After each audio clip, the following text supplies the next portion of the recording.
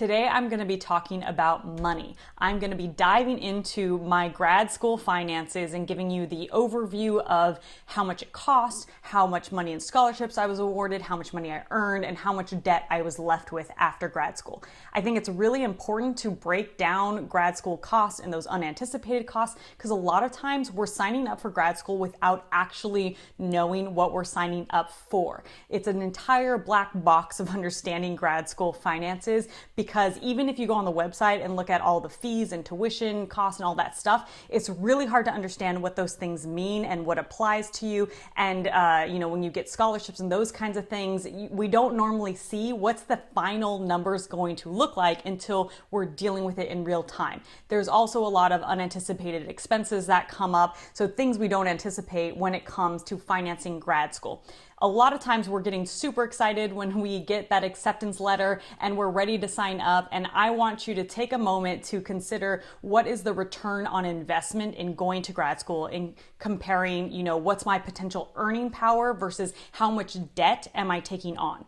Even if you're going to a program that is fully funded, like a PhD program, there is also a cost to those years that you are in school not earning a full-time job paycheck. Because even as a PhD student where they're paying you as an employee of the university, that income level is going to be very low compared to what you'd earn working a full-time job in the industry and those years where you're not getting retirement contributions and saving to a house and all that kind of stuff. So that's another factor to consider when you are going to grad school and looking at your different options and looking at the different costs. So I'm going to dive into my grad school finances. This is based on doing a dual master's in city planning and public health at UC Berkeley, where it was a 3-year program. So while I was in grad school, I was fortunate enough to have 2 jobs the whole time I was in grad school. One of those jobs was being a graduate student instructor, which covered a lot of my tuition costs as well as gave me a monthly stipend. And then I also worked as a policy associate at a local nonprofit, so I earned additional income there. And total between those 2 jobs, as well as working full-time during the summer, I earned about $30,000 a year before taxes. And that actually subsidized my living cost. In addition to earning money through my jobs, I was awarded around $46,000 in my tuition reimbursement from being a graduate student instructor as well as scholarships. And even with all of that, I still graduated with $22,000 in debt over 3 years. So how does that happen? I'm not totally sure, but I'm going to break down a spreadsheet and kind of show you where my money went during those years. So let's start here looking at my income over the 3 years I was in grad school. So these are averages. This was a little bit different from year to year, but I want to give you a good sense of an overview. So I actually worked as a graduate student instructor at UC Berkeley. And this is when it's the same thing as being like a TA, where you teach undergrads, you assist professors in grading papers, you might even teach your own sections. And at Berkeley, this actually pays decently, although the cost of living is so high in Berkeley that it's not the greatest, but it's a decent amount. I think after taxes, it was $15.89 was what I got. And now I think they're paid even more because this was many years ago. So over the years, it was about $12,700 a year. And the graduate student positions are sometimes hard to get because they're often based on relationships with the professor. Oftentimes, your first year in grad school, it's hard to get one of these positions because you don't yet have relationships with professors. Because I also went to Berkeley as an undergrad, I was fortunate enough to have relationships with professors and able to get a graduate student position my first year. And there's some kind of tricky things to consider with these positions. At Berkeley, they have a few different levels. I was at the top level, which was called a 50% position, where the expectation is that you're working about 20 hours a week. However, it was never more than about 10 hours a week, except for, the weeks that I had to do grading, which was only, 2 or 3 times a semester. But what I learned at Berkeley is that if you're paid at the top tier versus a lower tier, often had to do with how much money the department had. And my department's city planning and public health were not the most well resourced. And I ended up teaching in another department that had more financial resources where I was able to get a 50% position. And these were things that I really took into consideration when selecting positions.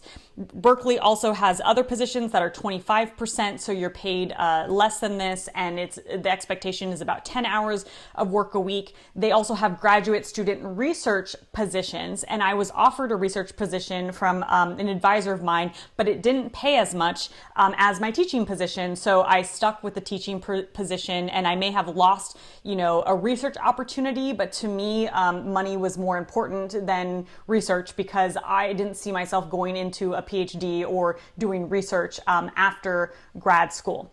Additionally, the thing that is most important and what makes these graduate student positions so coveted is something that they offer, which is tuition reimbursement. If you look over here in terms of the scholarship section.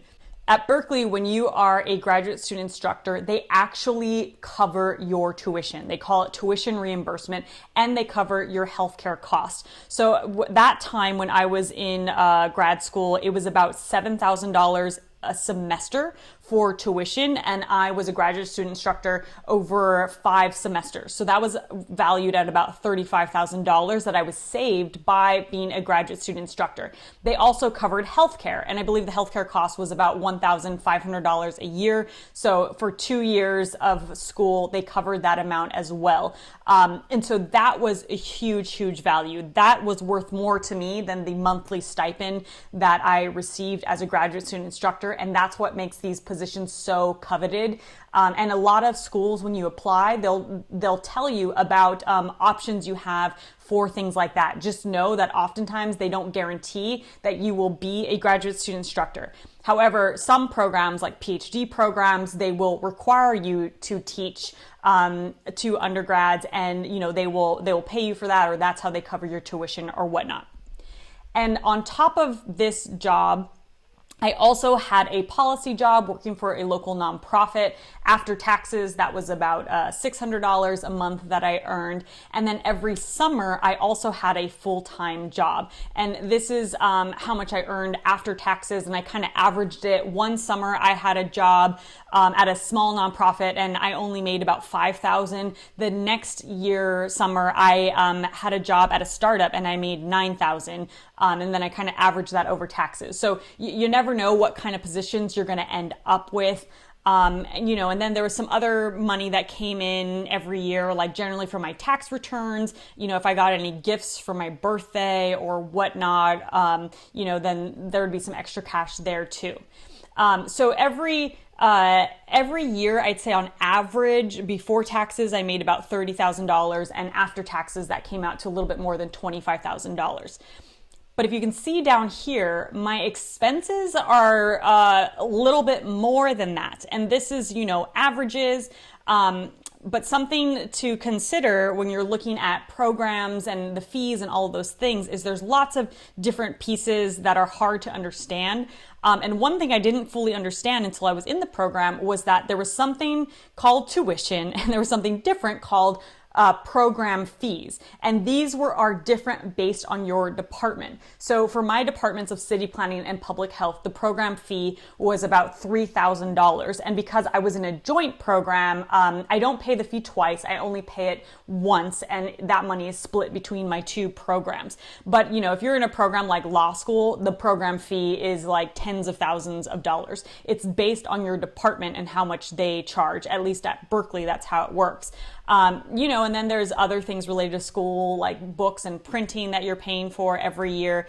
And then there's rent, and UC Berkeley is, probably one of the most expensive housing markets in the country because it's right outside of San Francisco and Silicon Valley. So rent is actually really high. And $900 rent is really cheap. And that was many years ago, when I was in a rent controlled apartment. Nowadays it's really tough to find an apartment for under like $1,200. So that's a big cost to consider when you're going to grad school. It's very different if you're going to grad school in like Iowa versus like New York, very different cost of living that you need to consider in your expenses. And then there's food, and these are like my monthly costs, and I'm estimating here the yearly cost. You're going to want to have money for going out, happy hours, having fun, that kind of thing. Transit, this was actually, in the early days of Uber and Lyft, so I didn't use that much, and we had free bus pass. Well, no, it wasn't free. You pay for a bus pass in your program fees as part of tuition. So that helps out a lot. There's utilities, there's personal care. I also took dance classes, and so I paid for that every month.